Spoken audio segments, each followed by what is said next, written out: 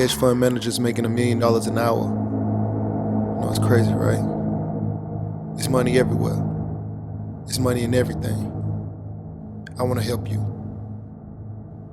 Start your business today.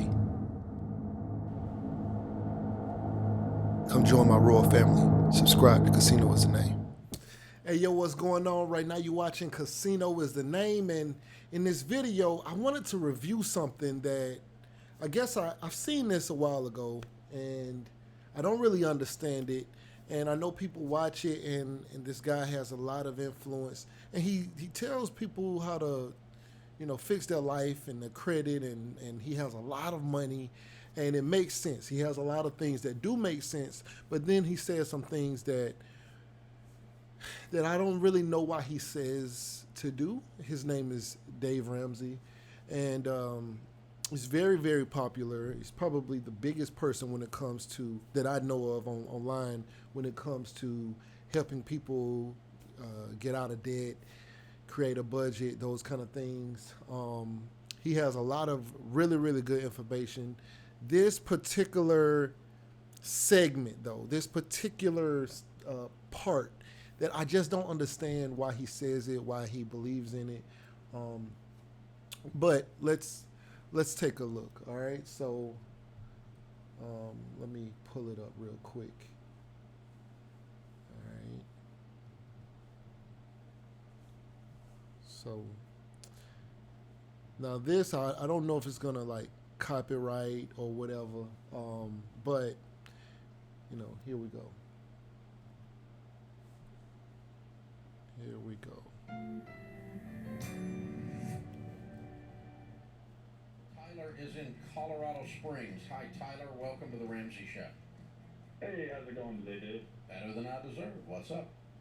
I'm kind of in a funny transitional state in my life. I'm getting ready to transition out of the military, and I'm looking at living options once I get out. I'm going to go to college on GI Bill, and I've been really struggling with whether or not I should rent or try to buy a home. But in doing some research, it doesn't seem like there's any way that I can get pre-approved for a home loan.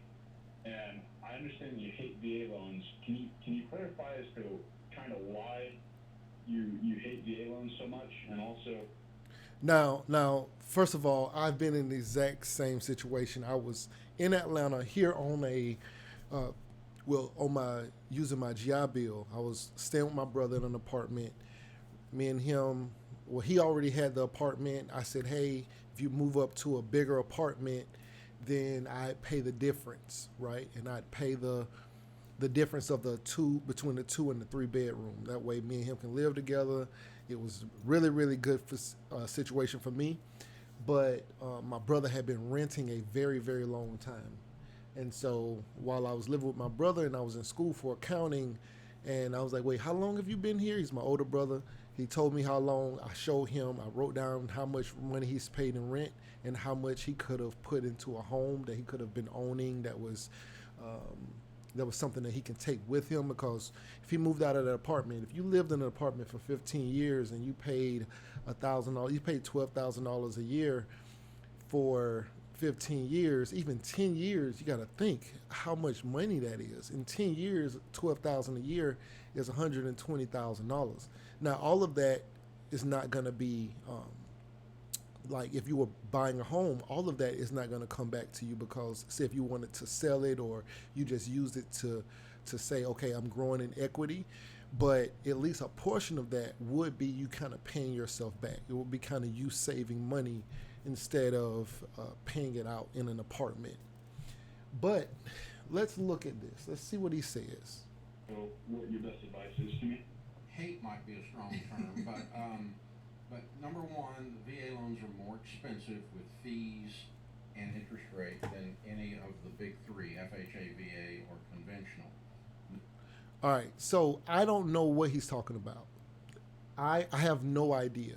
There was a VA funding fee, right? There's a VA funding fee, and I don't know how much it is when you have to pay it. I think my first house, they wanted me to pay like a $2,100 VA funding fee that would have been rolled into the price of the loan.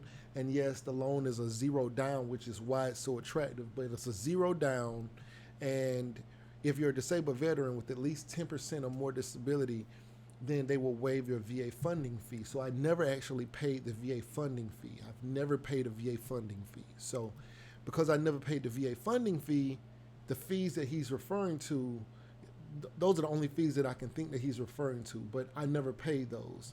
And I put no money down. And my interest rate is only 2.75% on a 30-year mortgage. 2.75%. I want you to understand. He's saying that I could have a higher interest rate, or that my interest rate would be higher because I have a VA loan. I have a 2.75%. Can you find a 2.75% right now? So this statement is misleading. Now, I don't know when he might have been looking, because maybe at a period of time that he is basing his information off of, because I know David Ramsey is extremely smart and knows a lot about a lot.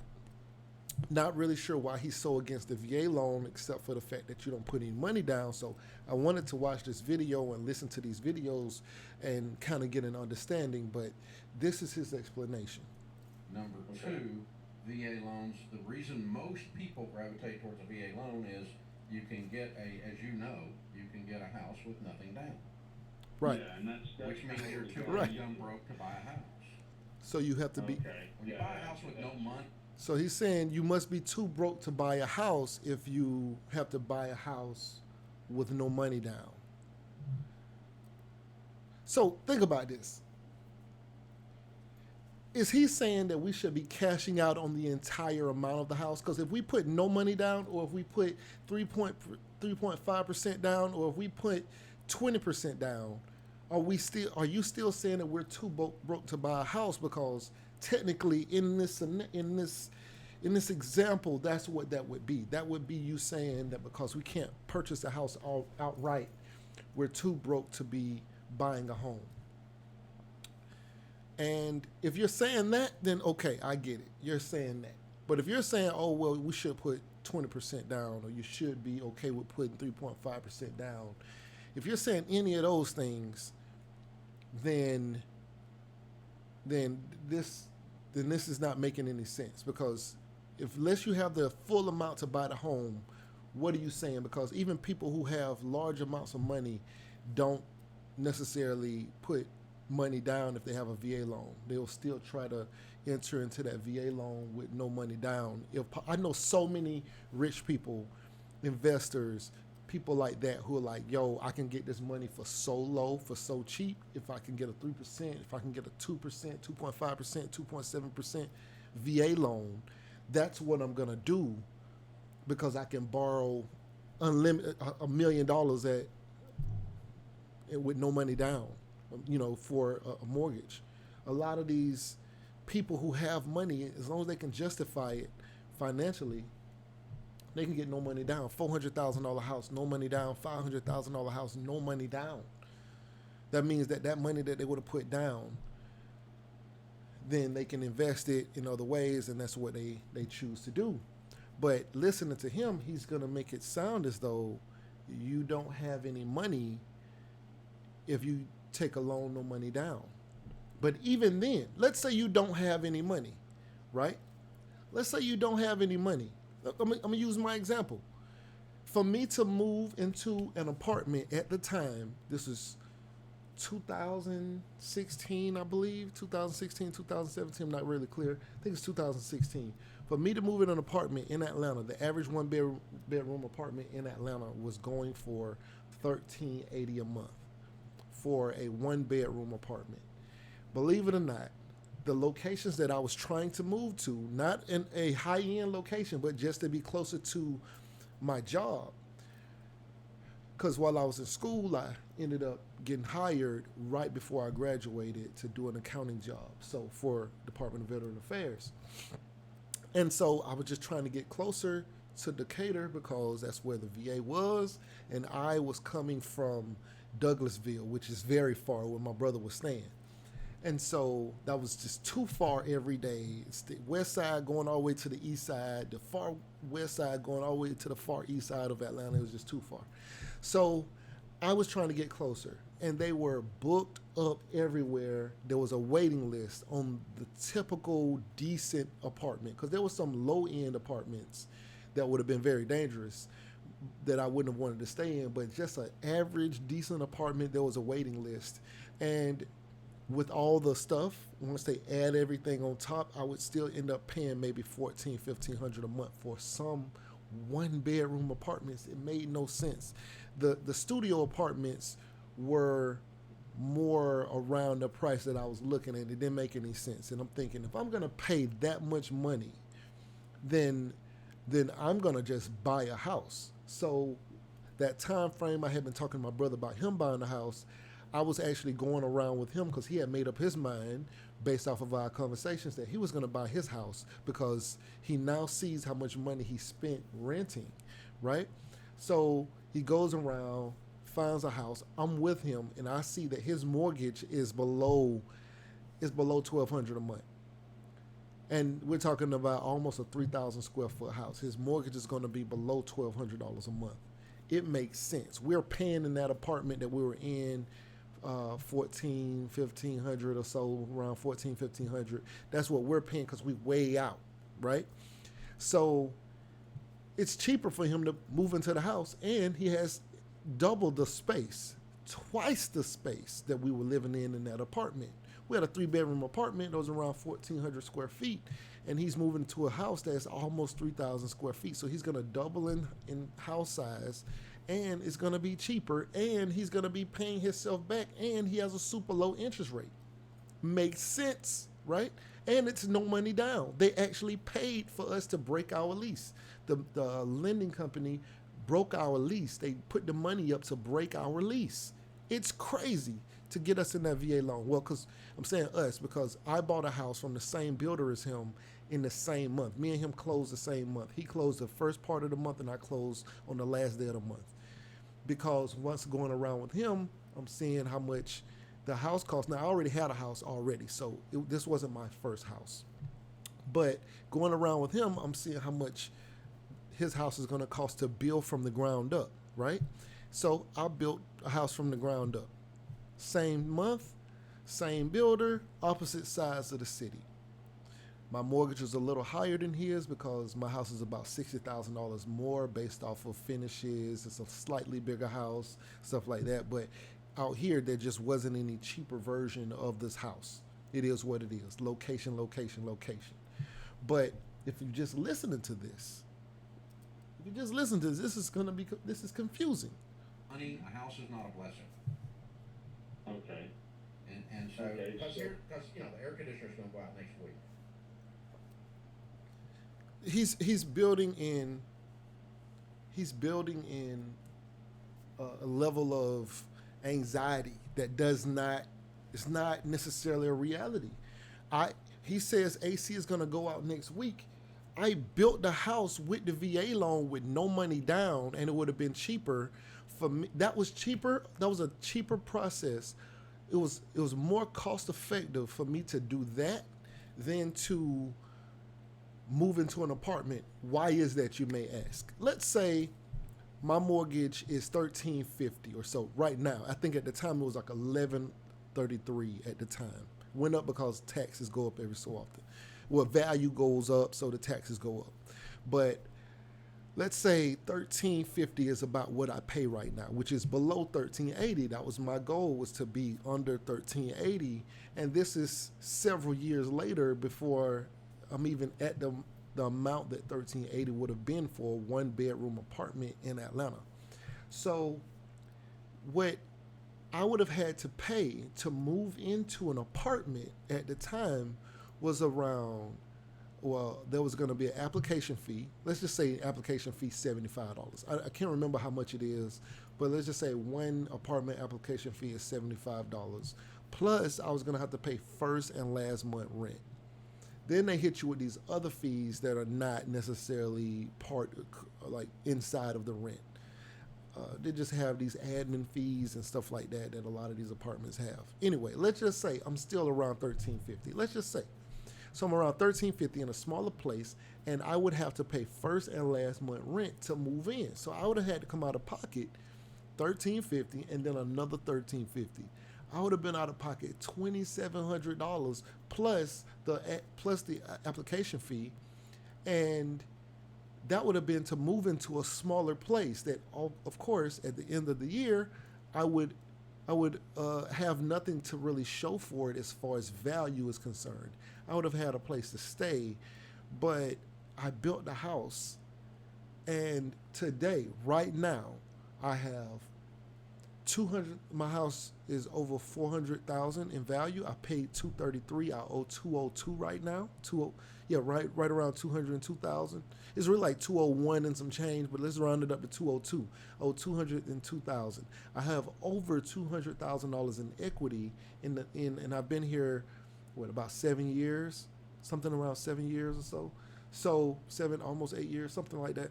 Anyway, so that level of value that I have being in this house, if I had moved in an apartment, how much value would I have gotten from paying all that money into an apartment?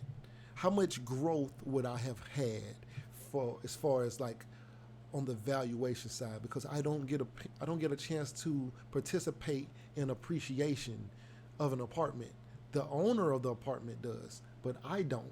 So he's building in anxiety and stuff like that. The AC is going to go out. If the AC went out, I'm calling the people to come fix it because it's a brand new house. He's not taking into account any of those things. He's saying, oh, you're going to go buy an old house that you got to take care of. You have warranties, you have insurances and things like that. You can have that. Why are we talking about this? Even just the sheer space. If you were going to rent an apartment that was the size of this house is 3,169 square feet, 3,169 square feet. If you were going to rent an apartment this size, how much money do you think you would pay? How much money you think that would cost? Just think about it. So you're kind of comparing apples to oranges here, but this is not, I don't know why he would be afraid of the VA loan. So the VA loan, I would say, okay, cool. Would I prefer to have $2,700 in my pocket when I buy my house, or would I rather pay $2,700 to move into an apartment that I get no financial benefit from moving in there? That $2,700 that's in my pocket, I'm actually in a better place buying a house with no money down. What are you talking about? I just don't get it. Okay. So I want you to have a house. I just don't want to have you. So that's the reason. It causes people to buy a home when they're in a position of weakness rather than strength.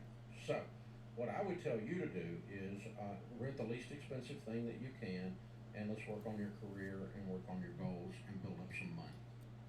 Okay, so then in that case, that leaves me with one of two options. I can either live with my parents for $350 a month, which, yes, that's awesome, but how long have you been in the military? I've been in the military for nearly 5 years when I get out, and going back home. That'd be really painful. Yeah, right. And my parents, I love them to death, great people, but it's difficult to live with them. And so my next option would be renting a apartment for about $850 a month. Yeah, try to get your roommate situation where you can get that cut down, but you don't need to be back at home. So look, It's emotionally going to be. you got to get a roommate. He said you got to get a roommate, man. Listen, and I ain't knocking it. If you got to get a roommate, you got to get a roommate. I get it. Even if you got a house, you can still get a roommate. You can get a roommate. I mean, you can get 4 bedrooms for the price of 1 if you buy a house. Like, this is the difference. You can get 4 bedrooms for the price of 1. At least in my situation. 4 bedrooms for the price of 1.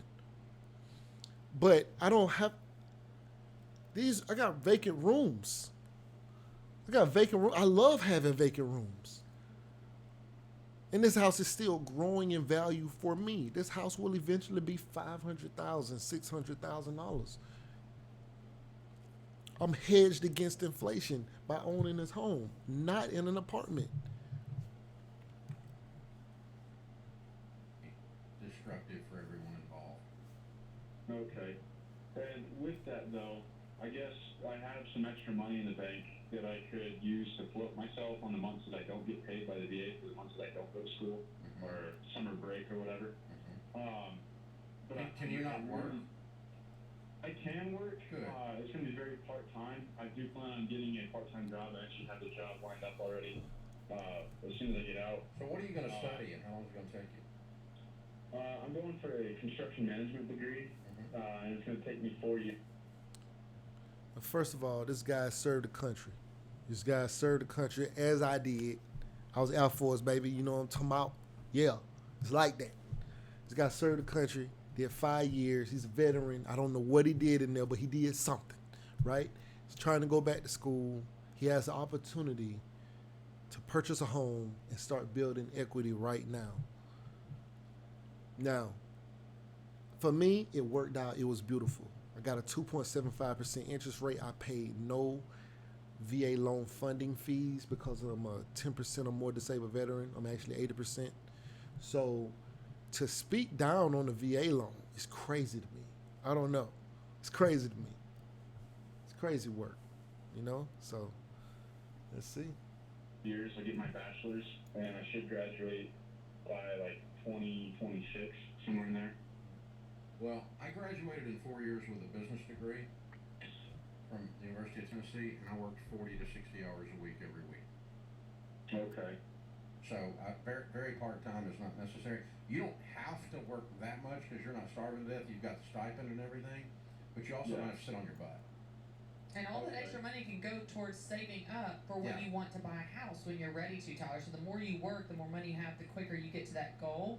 And if I were you, I would take it a step further and I would get a job in construction. Anything you can do around where you want to be, meeting those people that are doing what you want to do, what you're in school for. That's just going to fast track your whole plan. Yeah, get your foot in the door and start learning some hands-on while you're learning in the classroom.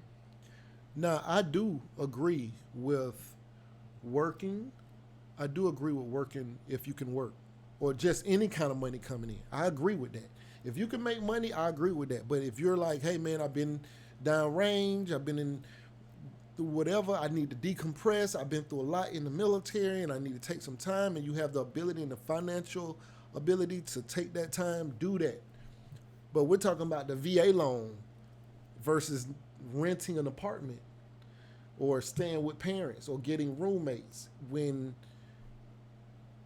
that's what, like the focus is, why don't you like the VA loan? Why doesn't he like the VA loan? But the things that he don't like about the VA loan don't make any sense to me. Interest rate, mine 2.75%. The funding fee, I didn't get a funding fee. It was waived. I didn't pay any of those VA loan fees, whatever they are. And you won't pay them up front. They would roll it into the loan, I guess. But no money out of pocket. No money out of pocket. Giving you a chance, a better chance to, well, at least have some money in your pocket and get started in life as you start moving up in your career. You know, you get a certain job. Let me see. I went from a GS7 to a GS9. I believe it was like a $10,000 raise. From a GS9 to a GS11 was maybe like a $12,000 raise. From a GS 11 to GS12 is like maybe close to 14, 15,000 or something like that. I don't know, it's something like that. You know, so even if you do, once you get your career started and get going, but you're still building up value that entire time. As a matter of fact, let me see. Going from a GS7 in Atlanta, I'm gonna look it up right now. But this is all about getting started. GS Pay Atlanta. Let's see. If you were to start out as a GS7, and you can, and say if you landed a position after you finished school that was like a 7, 9, 11, 12, 13, or I started as a 7, but let's say you started as a 7 right now. When I say I started as a 7, I started as a 7 and I wasn't done with school yet. Once I graduated from school, I landed a 9, 11, 12, 13. Well, 7, 9, 11, 12, 13. So, the next job, I mean, it's a GS7 right now, you're started at 51,000.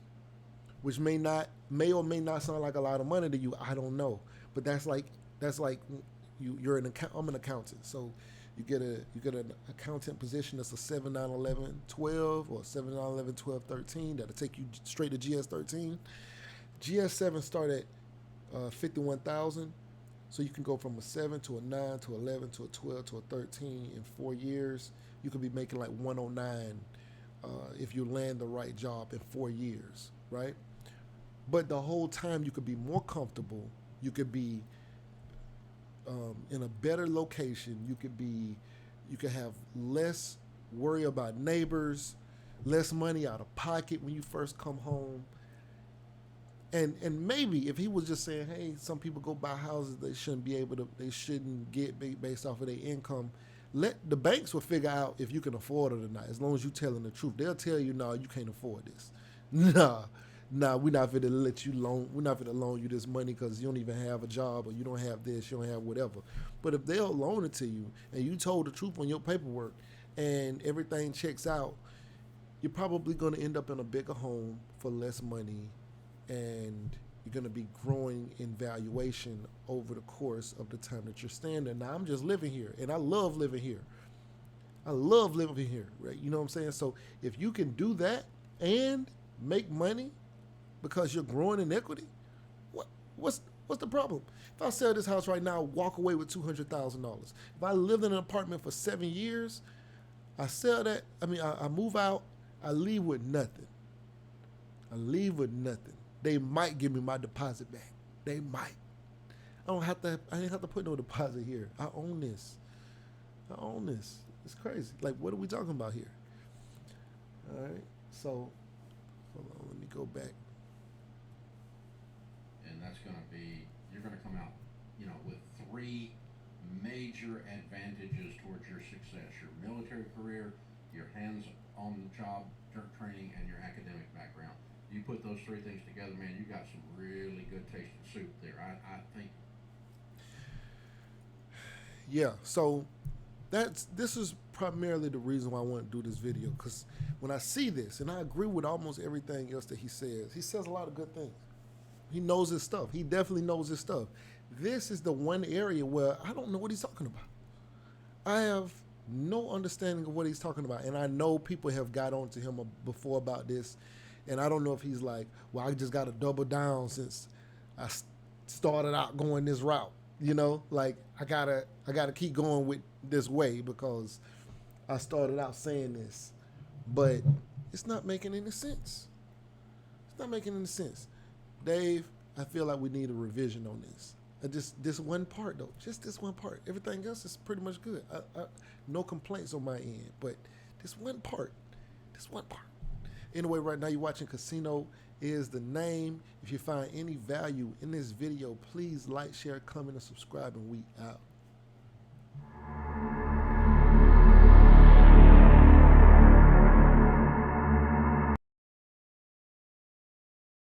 They're a hedge fund manager an hour. Crazy, right?